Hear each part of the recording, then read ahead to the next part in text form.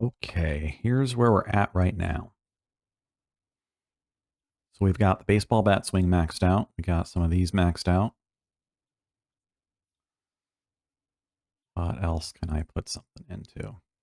What would be useful here? Health insurance could be helpful. Regen could be helpful. So I can use my special more often. My pet is pure damage. I think it's just 4%. It's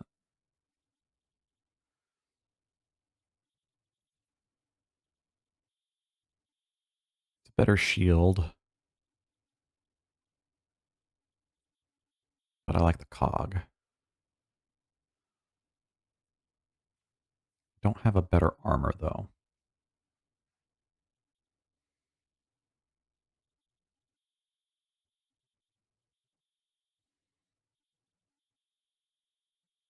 Let's go into crafting here. That would give attack speed. We are lacking some attack speed. We'd lose some defense. This would also give attack speed. This is the insect armor. So maybe we want to farm for that.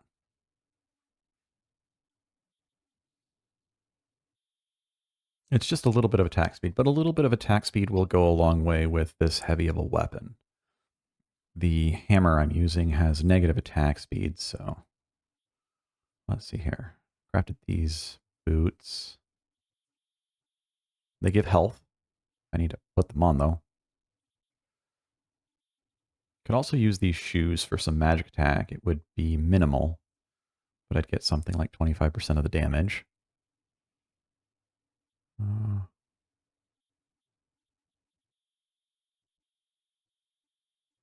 But I think the health will go a long way as well. Don't have much in the damage category for these. The jack-o'-lantern gives 20 damage. We get some magic attack, but then we lose the damage. So we'll leave that on. Let's see here. That ring is not as good as this. Anything that gives us both attack and magic attack is going to be pretty powerful here because of the talent I have. So we'll go down to this room here. I think this is probably the best farming room, just in general. Any room that you farm in, though, will slowly have more enemies. And this was recorded before a major patch that removed the acid on the ground here. So that is no longer in the game unless they're enraged. Anyway, let's speed this up. So here we find a new item. Has pretty good magic attack and cast speed. So if you're using a more magic build, those are really good.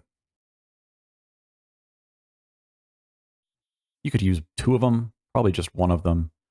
And then here, these are cut, but here we get the shield from these little button mushrooms, and that creates clouds that allow you to crit. It allows you to crit while you're in the clouds. So it's a pretty big crit. It's like 25% bonus. So cut forward here, we have all the pieces. Intended to get a heal there, but I needed to go all the way to town and then come back. I didn't do that. So we will go back to the entrance of Tai-Ming.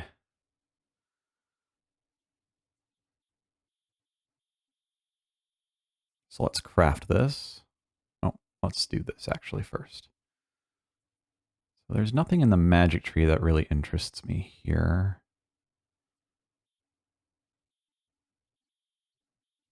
Go into general. 1% damage is okay. We could do some quick casting.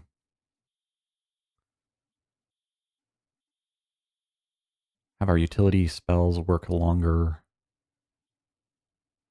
or cost less. The cost less seems not so great, but I think a regen is going to be our best bet.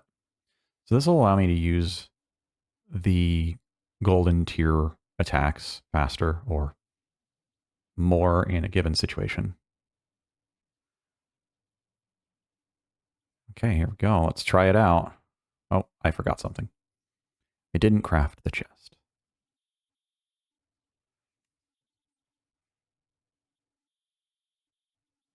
Still getting used to this UI. It's changed slightly here. Okay, so we want to craft that one. And then we need to put it on. For whatever reason, when you craft it, it doesn't pop up to be put on automatically, but when you pick something up, it does. We do have one skill point I didn't use here.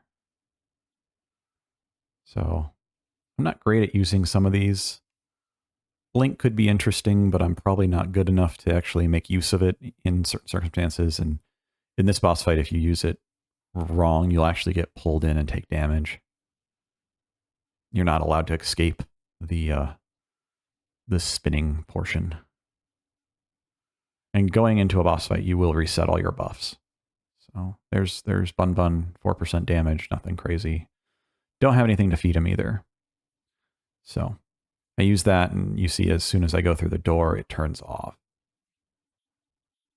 Anyway, back to the fight. That's the interesting parts.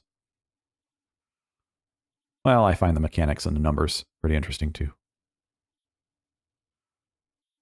We're still using the Summer Hammer, which has, I believe, negative 20 attack speed. Or maybe just negative 10.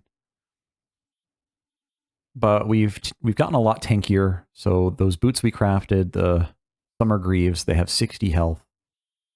With some other bonuses, I believe that pushes it up to somewhere around like 75, 80 health. And I am struggling to not get hit by these fans.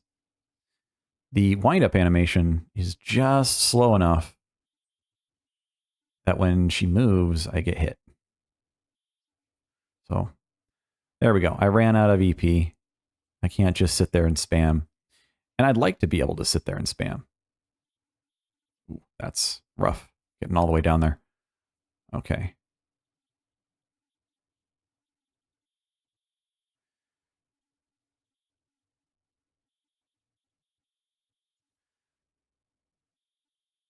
So as I've said before, hitting her while we're in these kind of situations will take her shield down, and taking her shield down will reset the phase.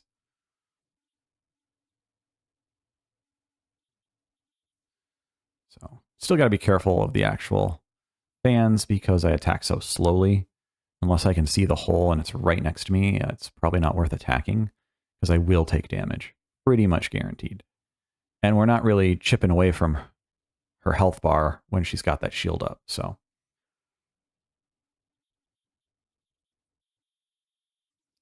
It's good to just kind of stand still for a second, have it retarget you on this move. Okay, not this move. This move, just watch your feet, pretty much.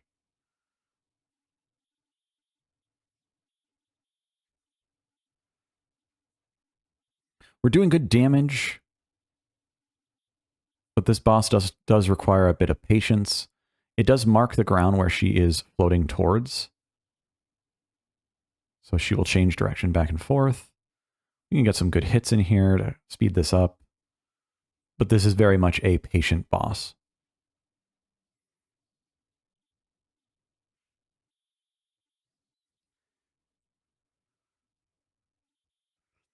They have introduced a new difficulty level, which I believe reduces the effectiveness of both the potion and the energy shield thing, utility shield.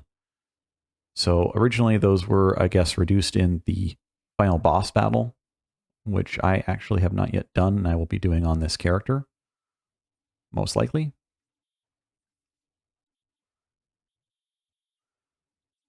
But I guess players complained because the game really does encourage you to kind of tank hits here and there.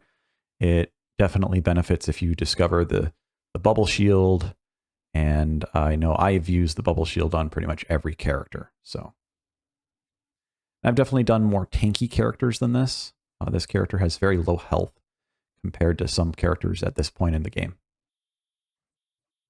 Like I could probably, if I went pure health and defense, I could probably easily break 1300 at least health here. So I could probably get like 100 from a ring, 150 from a ring even. I think there's a 75 ring, and I think there's a 150 ring later. So you get quite a bit there. I am getting really low. I caught a lucky dodge there. That's good.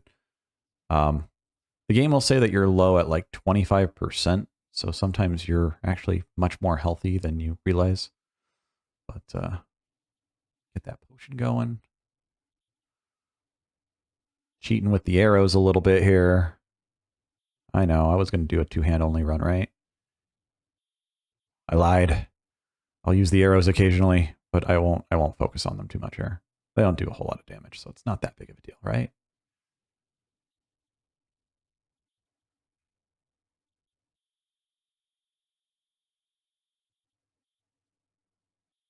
We can get this full charge up. It does pretty good damage. It's not gold tier though. And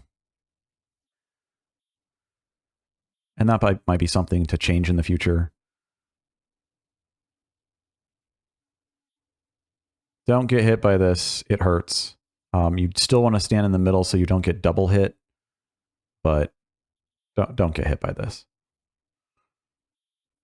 It's not really any more difficult than the normal jump rope move that she has. This, on the other hand, probably best to just not attack, even though I am.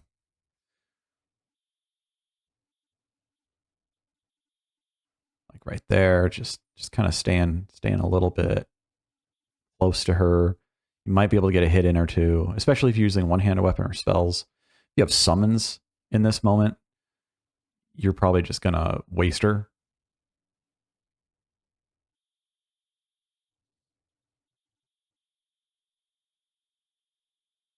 Getting pinned in here. Okay. Get some energy. See if this is useful. Dodge. Lucky, lucky dodge.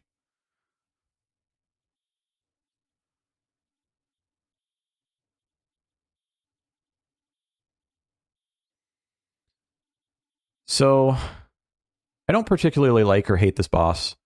I do like some of the moves she has, this jump rope style stuff where the spinning blades happen and the stuff like that where you have to find the hole. It's not too difficult, and it feels kind of cool to be oriented more towards position instead of just reaction speed. I'm more interested in those kind of move sets on a lot of games. Say like Dota or older Diablo, where it's a little bit more oriented towards where you're standing and how you engage the enemy instead of just running in and killing everything instantly. But we did beat her, and with quite a few hits left, I probably could have taken about 3 or 4 hits there. And now we will enter Tai-Ming, or just literally timing, as in time portal. Here we go.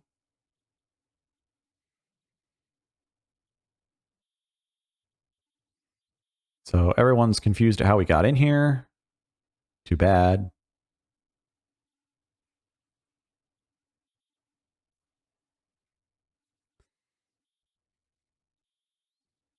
We've got Master Shiju. I don't know how that's supposed to be pronounced, but I give it my best efforts there.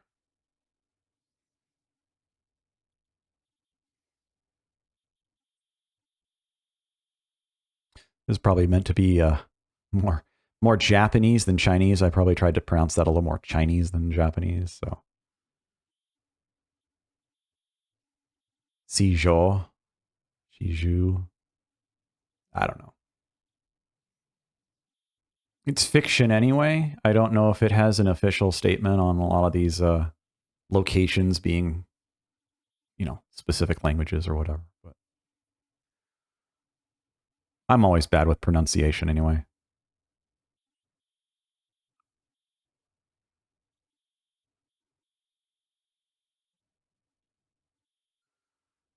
So in this area, one of the primary things we're going to be doing is basically jumping back and forth through time. We're going to find a portal, kill a room of enemies, and then basically find another portal and jump back or forward in time so that we can access different things. So there's a portal down here. Go around this guy because he's apparently fat. Or, well, his spear was in the way, but I just couldn't walk through him. Okay.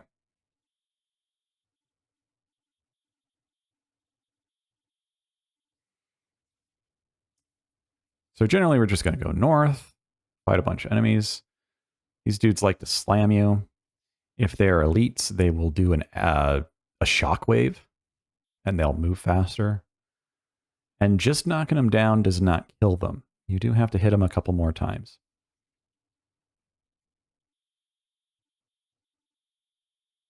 So here's another rift. I don't know if we want to go through it quite yet. Let's go this way. Battle room. We're locked in. Who's going around and making all these fences anyways?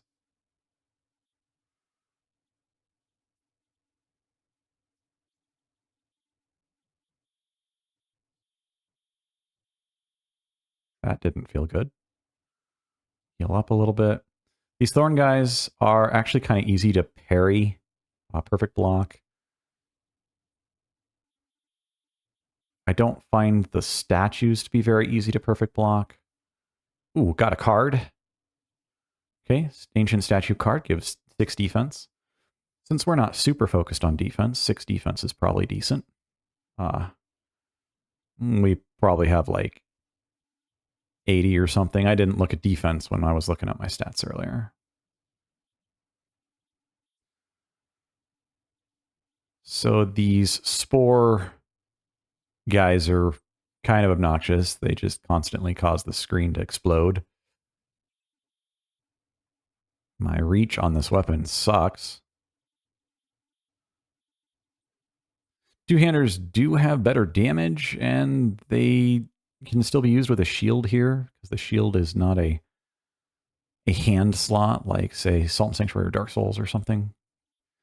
But, which in those cases you could wear on your back. But the two-handers don't have the reach that some other games might give them. I think it's just like one square or arc kind of a way. They might have a little bit more reach, but I feel like it's not much difference from, say, the one-handers. Whereas if you're playing, say, Salt 1, specifically Sanctuary, a two-hander has just crazy range. Hammers, swords, axes, doesn't matter. I do prefer the two-handed swords over the two-handed hammers, but that's just me. In Salt, I mean.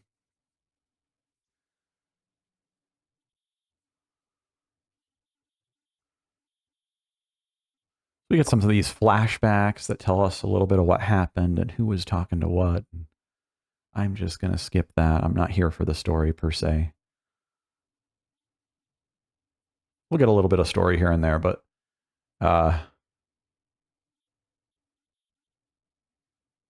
I'm more focused on just kind of moving through the game, playing the game, talking about it. Otherwise, we'll be here for a lot longer. I have to go through every dialogue at normal speed. So this has a little obvious divot there that you just push that in. And then we can't go through this door. So we'll have to find another way around.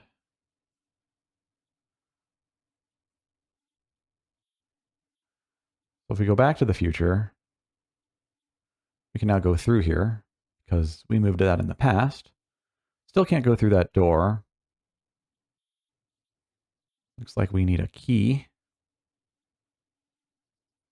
Well, I played this game a bunch when it was in early access. It was in early access for like a decade. So I don't remember every single location. And the farther I go, the less I'm going to remember here.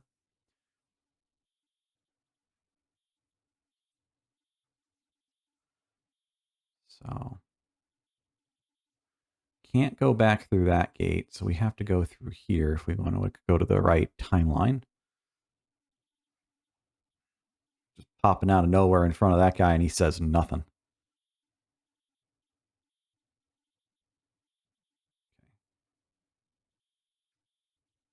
Forget where we're supposed to get this key. Let's go check here. Hey, you can't be there. That's too bad. Okay, another battle room. These ghosts are tricky sometimes. They will disappear and show up on your sides and do stuff here. I do believe you can get their sword. I don't remember. I think it's a drop. But that sword injures you, I believe. I think it cuts both ways, kind of thing. So it's good, but it comes at a cost.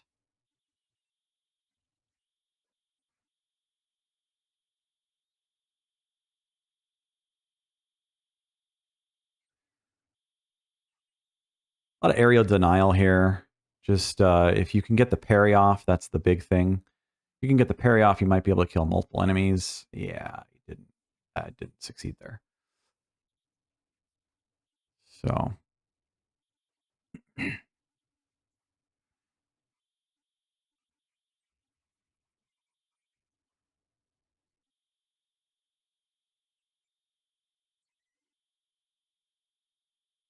I am wearing this mushroom shield here.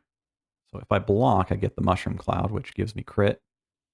But the best thing is, of course, just perfect blocking.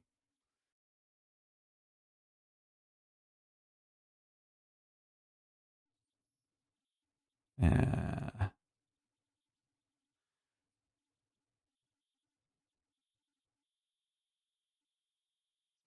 you can parry the blocks, the stone guys. I'm very bad at it. Lucky dodge. Come on. Come on, let's do this. I'm also trying to use the big hit here because it does the most damage.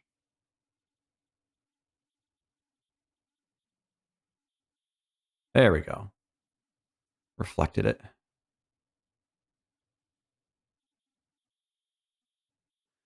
Also, using the energy shield thing does count for... Oh, hey, we got a helmet. 30 defense and 40 health. I don't even know if that's all that good, but we found the key. There we go.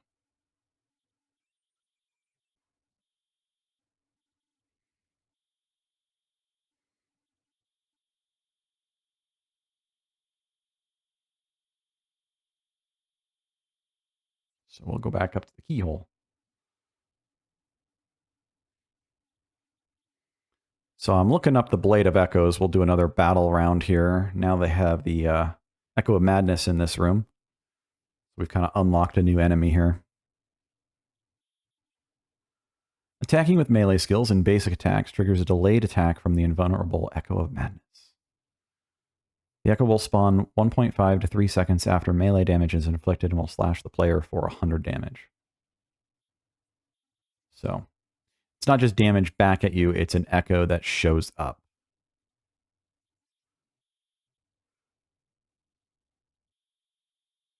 The echo will trigger from the following damage sources, such as the Titan's throw weapon launch and the Gold Titan throws weapon return.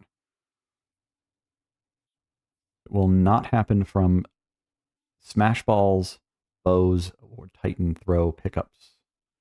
So if you don't magically return it, you need 10 sword pieces and a broadsword to build it. And I don't remember how much damage our current hammer is doing. I think it's like 110, 120. Let's see here.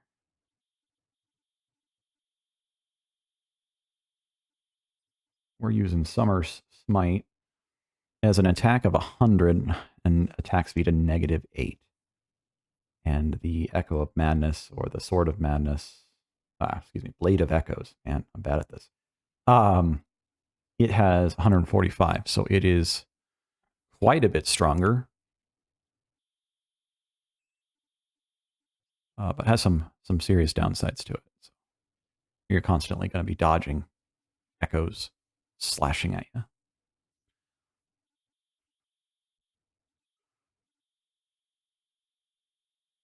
This guy's kind of guarding the door. I'm just trying to figure out how to deal with him here for a second.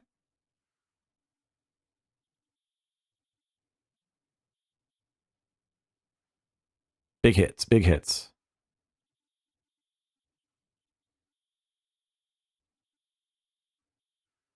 There we go. That's a big hit.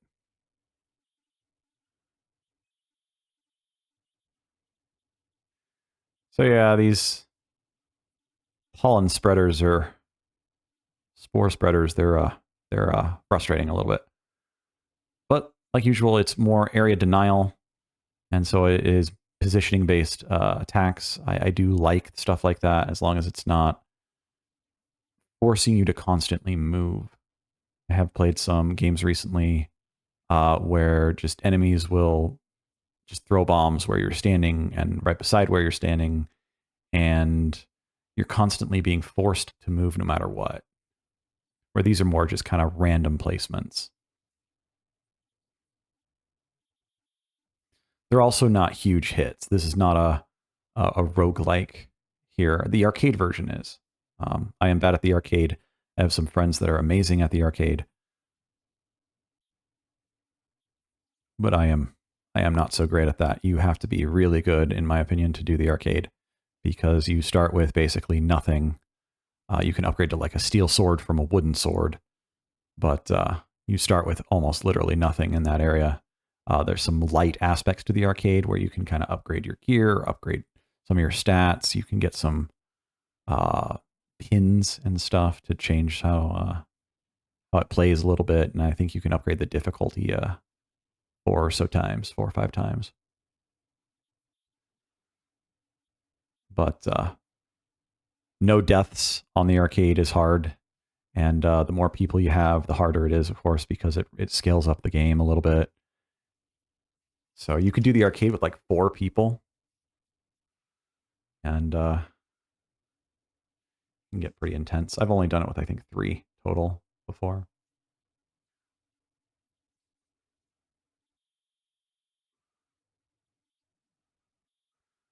Okay, done with that room. Moving on, moving on. Locked door unlocked.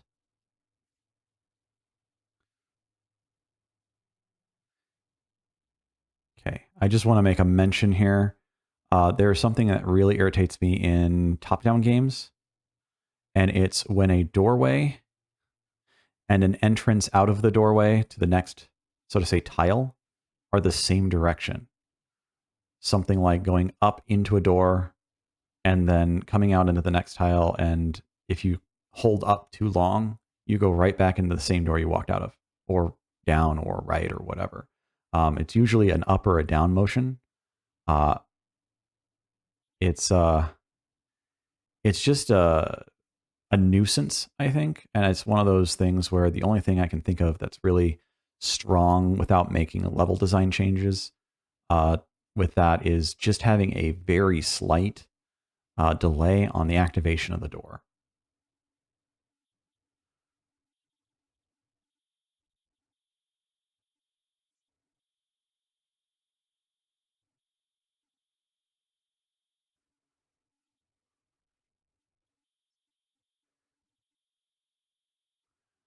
I know I sound irritated with a lot of things. I'm very nitpicky.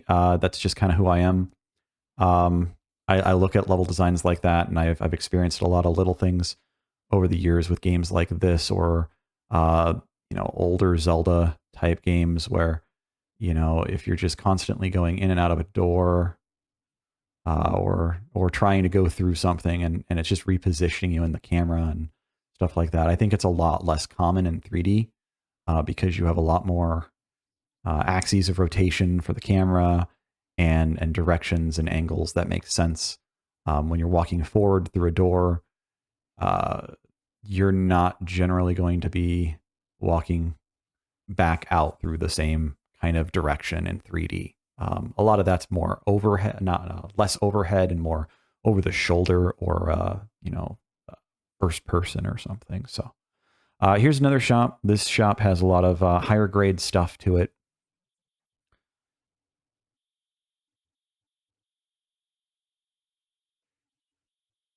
So there's a birch branch. It's a kind of a bigger staff kind of weapon. Go to the pharmacy and get some different potions. I don't use a whole lot of potions. I know they're very valuable and you probably should. Especially if you're playing on harder difficulties where the health potion is now slightly or actually significantly nerfed. So this guy sells some different stuff. None of it looks super enticing there. This guy sells some pretty good stuff. I believe the attack ring is pretty good here. Yeah, so 9 attack. Pretty good. I don't know if it's better because of my talent selection, but it is okay. So we'll check that out real quick here. So do we do more damage? We're losing 20 magic, but we're gaining 9 attack. So we're at 315 right now. If we equip this, we are at 320. So it is better. So losing a lightning glove might not be worth it.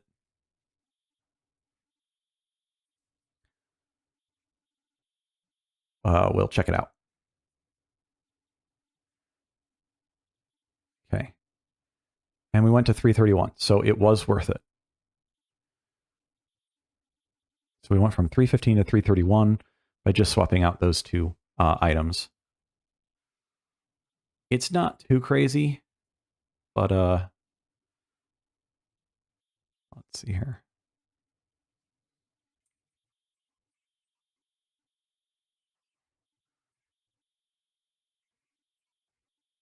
A 5% damage increase, so yeah, not too crazy. This guy's asleep. I forgot how to get to him. I have to do something with this wall. Obviously, it's cracked. We all know what a cracked wall in a video game means.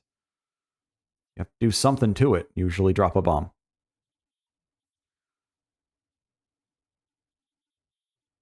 So the city itself is also very manipulatable between the different time frames. So for example, this wine beer keg thing on the floor, we can move it around in that box.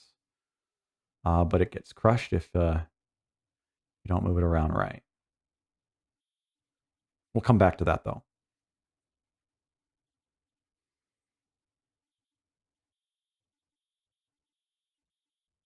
Okay, we'll come back to that right now. Let's see what we can do. No, we will not. We'll just cut that part out maybe. Nobody there.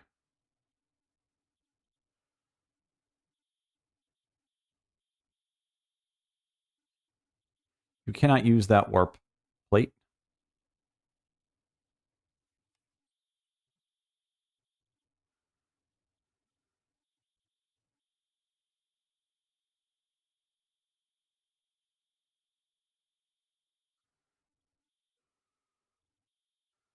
So up here is a puzzle world.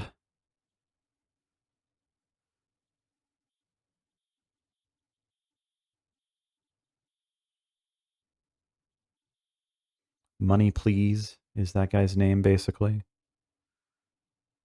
Great name. I do enjoy the puns and the jokes all across the game. So right now we're just looking to trigger a couple events. One of the events will be well, apparently this. We will have to fight a boss in this city. The giant thorn worms.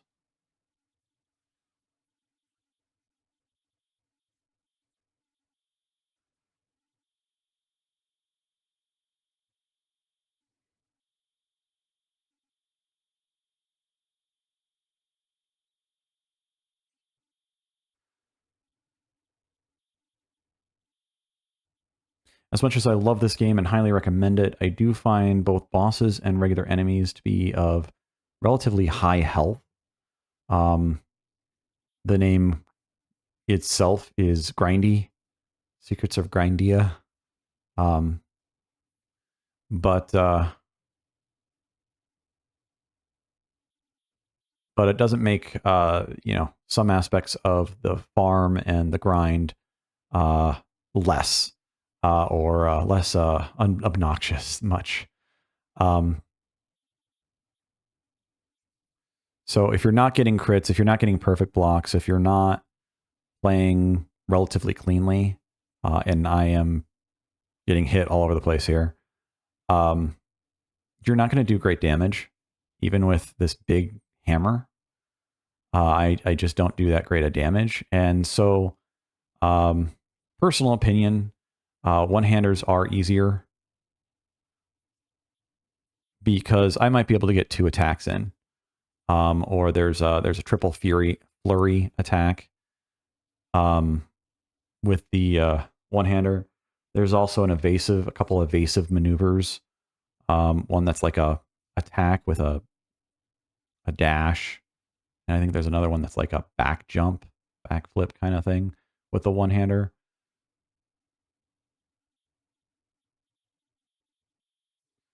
Which can give you a lot of positional advantage um, in a game that's designed to be positionally oriented like this, where you're dodging locational damage. Then having movement options are quite strong, especially if you can use them well.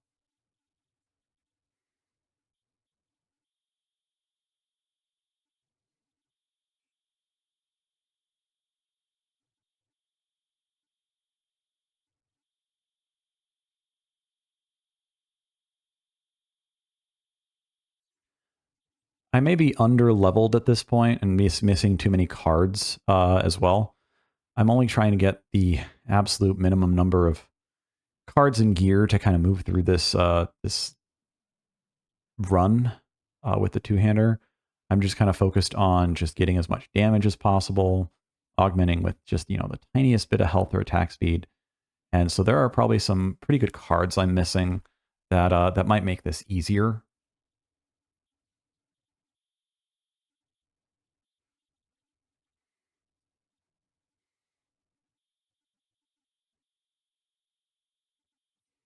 And the world itself is not level scaling. It does not auto adjust to you or anything. So if you are having an issue with this game, you can grind it out. You can get over leveled and you can move forward by doing so. So you can over level your pet as well. The pets might be a little bit harder to level up comparative to just getting a couple levels on your character or a couple cards. They're very generic uh, bonuses like attack damage percent or whatever. Anyway, questline wise, we need 3 emblems.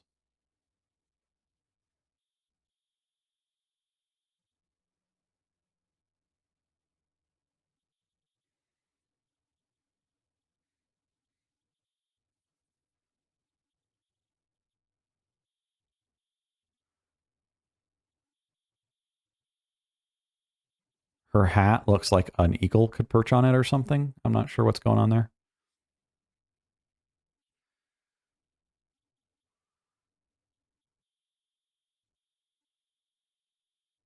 That guy hates his job. Yeah, we all have those days. Some more than others, obviously.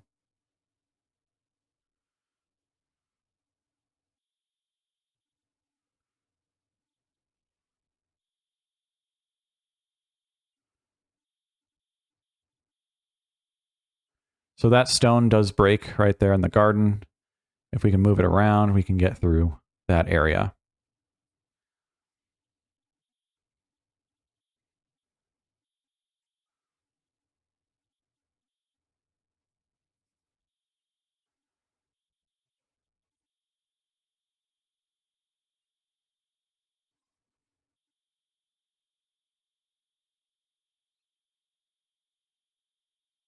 We totally won't go through the latch in the roof.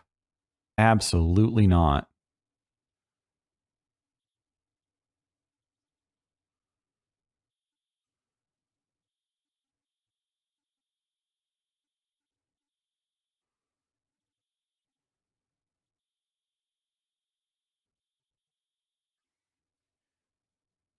His name is Fate, and his daughter's name is Feta.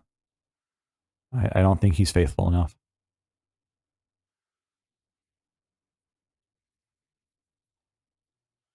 Okay, now we can collect this trigger, I guess.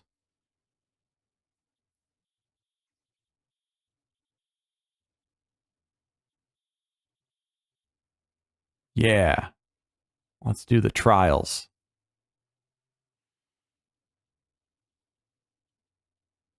Except for we can't do them here. They're also... Oh, maybe not.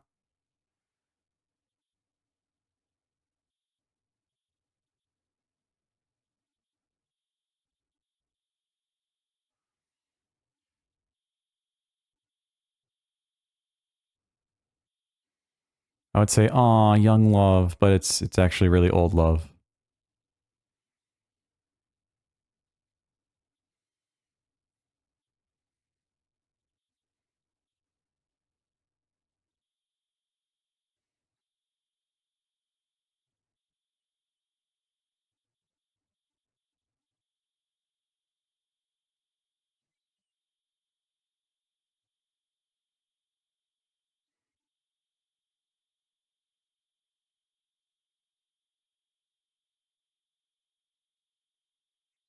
I don't remember what to do.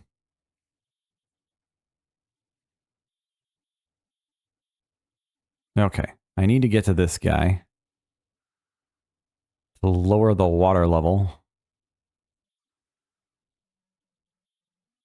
If I do this...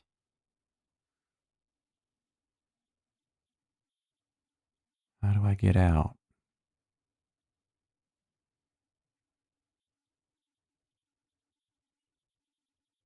There's monkeys.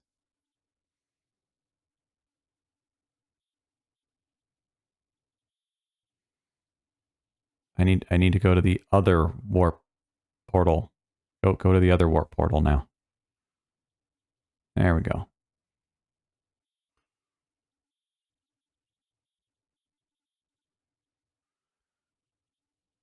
Ta-da! The crumbled wall is broken open. Now I can just appear here.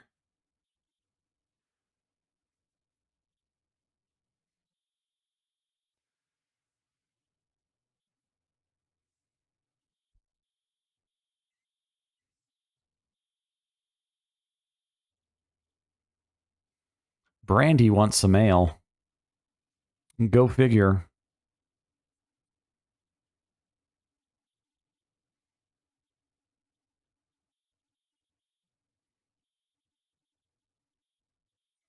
So now we will mess with the barrel in the below area.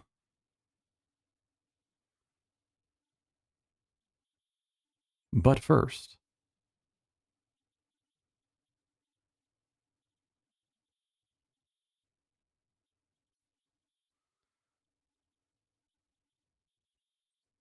So we're right back to doing water puzzles here. Bridge puzzles. Just like in Season Temple. This one's pretty obvious. Can't go that way. We do want to go this way, though. If we go up here, we can actually push this rock aside. There we go. And now we can get up on that roof in the future.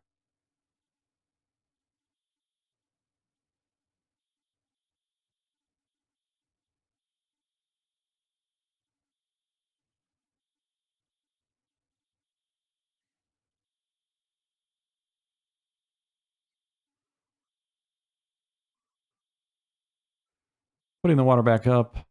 We can also talk to her.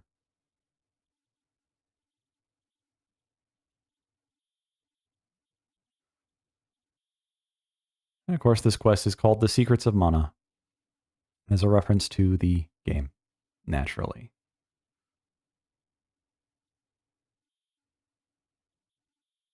So there's a treasure chest in the water. You can also get that.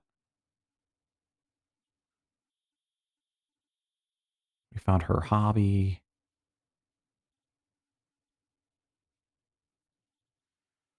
Now we just go back in time again.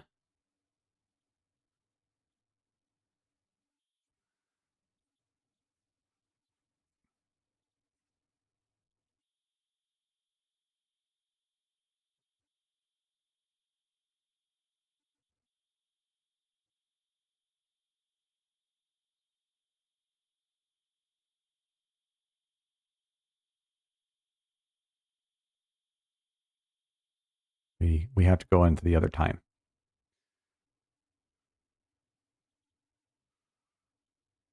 There we go. So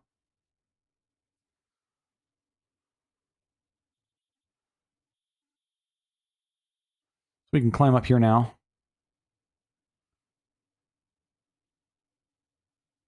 They're all busted except for this one.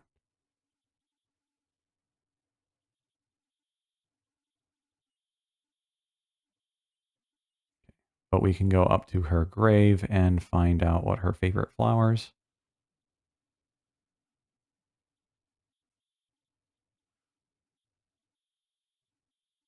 So this is an elite echo.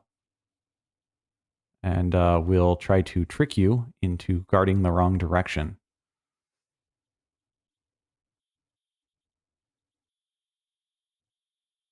And we can just jump back in, or yeah, back in time and not worry about it at all. We'll spend a talent orb on something. Extra mana. Oh, energy. Crit chance could be good. We could start getting some crit on our big hits to focus on some even bigger hits.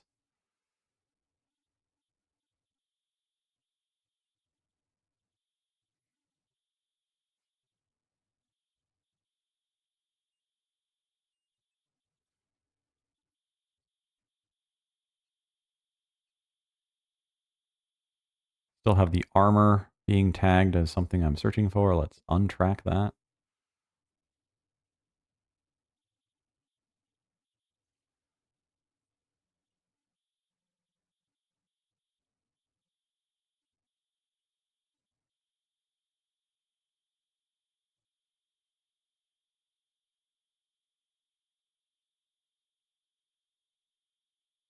He'll know 1,000-year ale when he tastes it.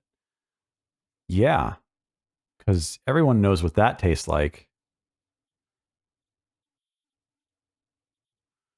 So basically, you just need to push it all the way to the bottom left. Go through the portal here. You just need to push it to the bottom left, and it will, I believe, trigger a fight. We need a bottle. There we go. Okay. Now we trigger the fight with some monkeys. And naturally, they throw barrels that roll because that's what monkeys do, right? Always. I believe you can destroy the barrels. And I believe you can actually attack. Yeah, you can attack them there. They'll switch directions. Hitting, if they run into you, they also switch directions.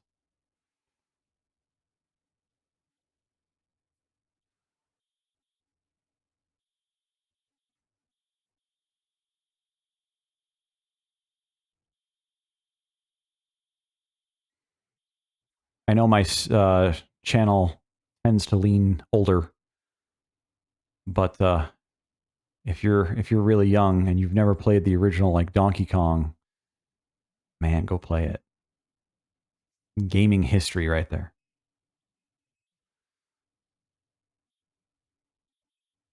There's what, 3 levels to it in the full arcade version, I think.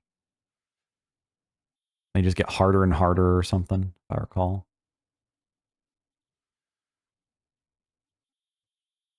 Like old school Pac-Man, there's just infinite levels until the game basically glitches out.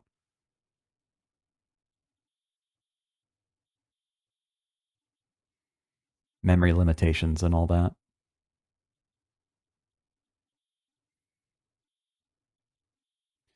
But yeah, you can see that these even these monkeys, they take quite a few hits to kill. I mean, the echoes here, they take what, like 5 hits here. Obviously, if I respect, which I might should, if I respect into the gold tier charge of the hammer, it might be good, or the slam attack instead of the baseball bat hit thing that I have going on, because I'm not using that as much in here. And against bosses, it's not as good. My HP is not critical. Still got 300 health. Stop saying that. I'm just saying it to scare me.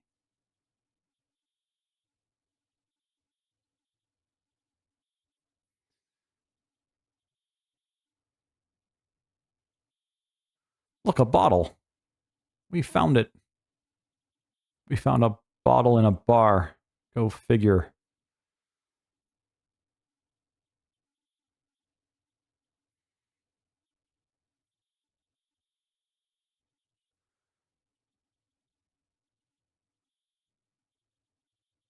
I can't go this way. I gotta go this way.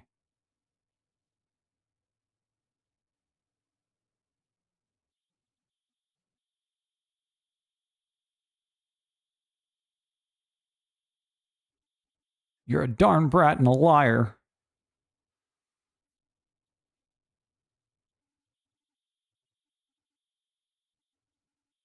You lovely, magnificent bag.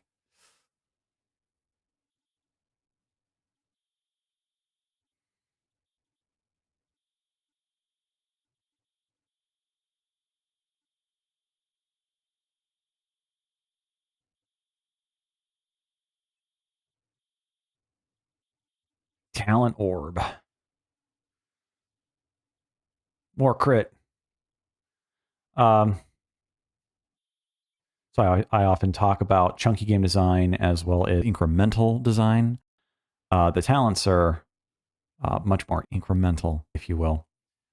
Chunky game design is more big, game-changing decision, and incremental design is more like stat points. So the critical hit here is not a big game-changing decision. It is a nice stat to have. And if you have 5 talent points, you get 15 or so crit chance. Once you get all 5 points, the value becomes chunky effectively. But there are granularities to it. You are going up and up and up until you find the point where it's actually useful. I am more a fan of big decisions in games than small ones. So if and when I ever design any future games and get out of modding and contract work and such, those are going to be things that I focus on personally.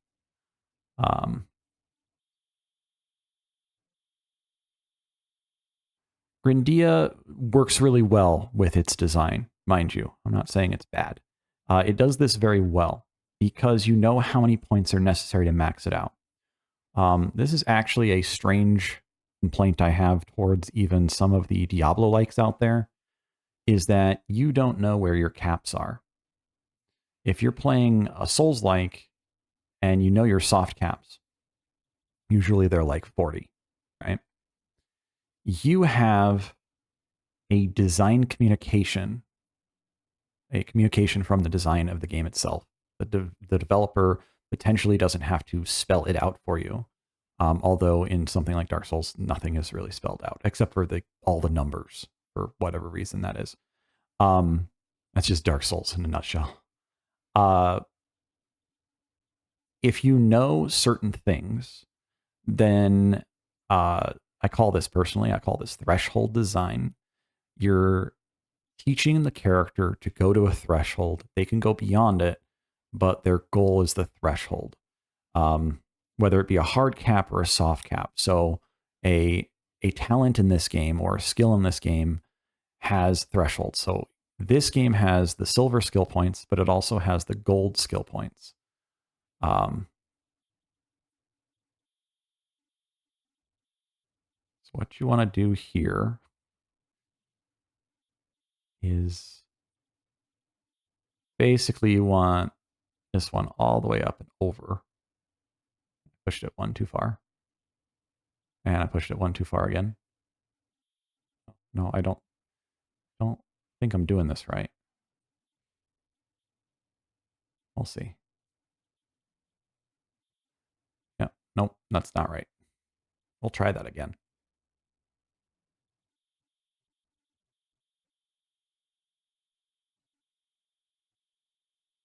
Let's see how it looks when it's floating.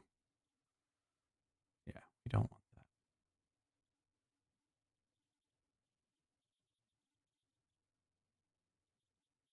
We also have to get to the other side of the bridge there, which means going through a portal. But anyways, um, threshold design can be something as simple as just showing the maximum amount of skill points something can have. So in this game, you have the skill points where there's silver skill points and then there's gold skill points, creating two thresholds within a skill.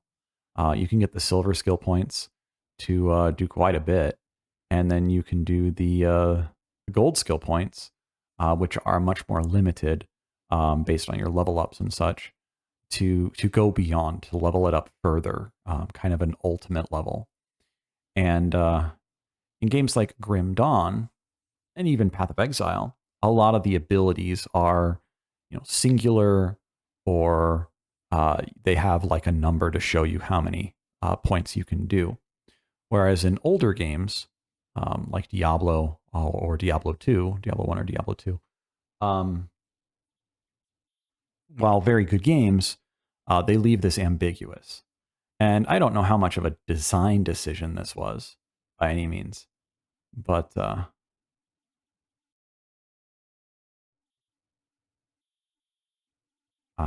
there we go. I can get behind it.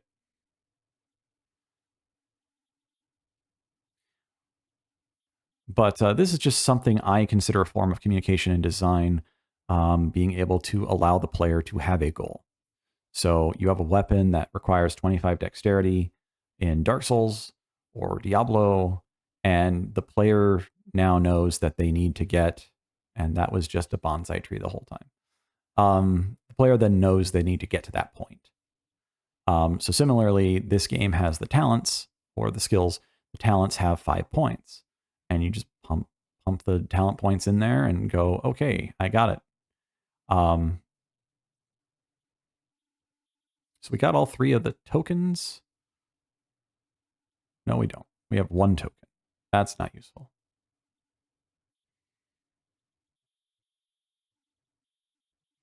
I believe we have to trigger the giant worms, which I'm wandering around from instead of doing. Here we go. Let's go up here. I think this triggers the giant worms. 98 quests left.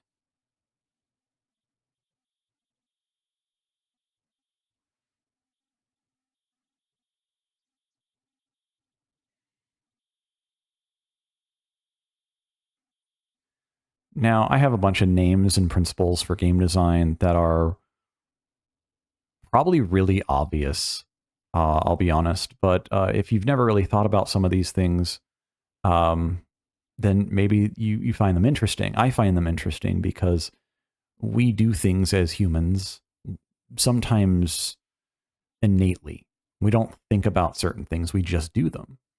And sometimes we don't question how something is done because it's always been done a certain way. And we just accept that. So when a game comes along and changes that, it changes our expectations, or it surprises us or whatever. And I think that's what makes certain games actually quite good in what they do, when they surprise us or change those expectations, when they're actually thinking about those mechanics and deciding, should this be different than it's always been? The game has always done X. What if it did Y instead of X or beside X? Um, and some games don't need lots of thinking and design. Some games can be just simple. It's not, there's no perfect way to do game design. There are good ways to do game design, but there's no perfect way to do game design. I just don't believe in that kind of structure. I don't think it's rigid and academic in that sense.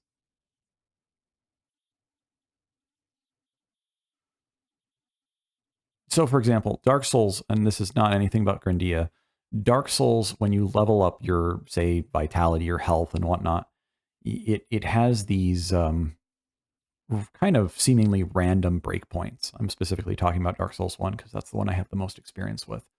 Um, where you might level up, and one level you get 23 health, and the other level you get 30 health, and the next level you get 21 health and stuff like that. And I don't know who decides that kind of stuff. Um, Personally, I don't care for that kind of thing. But at the end of the day, it doesn't really matter that much. It doesn't really affect the game that much most of the time. Whereas, and if you go to something simpler like Salt Sanctuary, which is a Dark Souls like, um, you get X number of health every so many levels, and it's just static. It's just math. It's just linear, and you don't have to think or plan about it. Dark Souls has the vitality stat, but Salt Sanctuary doesn't have a vitality stat until the second game in the series came along, at least. And so you just level up, and it just is there. It's just it's just background noise.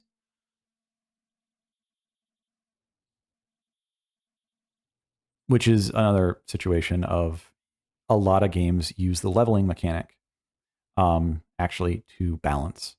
If you're struggling in Dark Souls, if you're struggling in Grindea, or struggling in Salt and Sanctuary or Salt and Sacrifice, or even Diablo games, you know, back when they hadn't had as many patches, especially Diablo 2, I mean, um, if you're struggling at level, 30 or whatever, you can get to level 32, get some extra endurance or get some extra strength, or whatever, damage, health, equipment, and I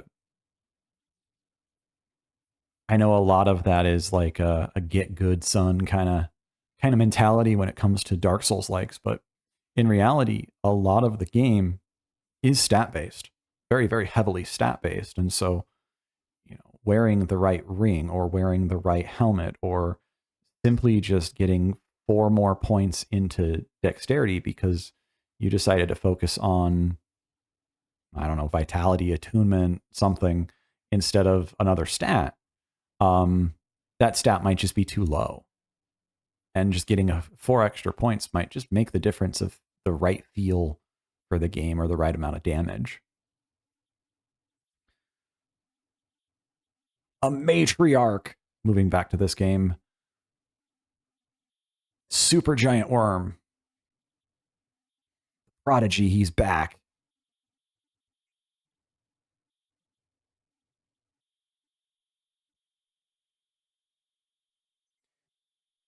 Anyway, now that we've beaten that, we can go further into the world. You go this way.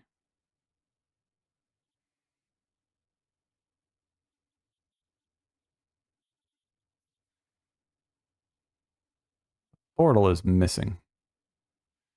You can no longer portal from here. There was one right to the right of the thing.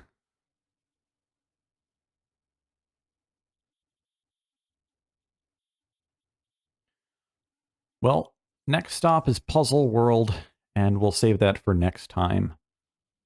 So, until next time, enjoy your gaming and have a wonderful day. And hopefully this game is on your list to play. It's a great game, especially if you have a co-op player. It does work online with friends.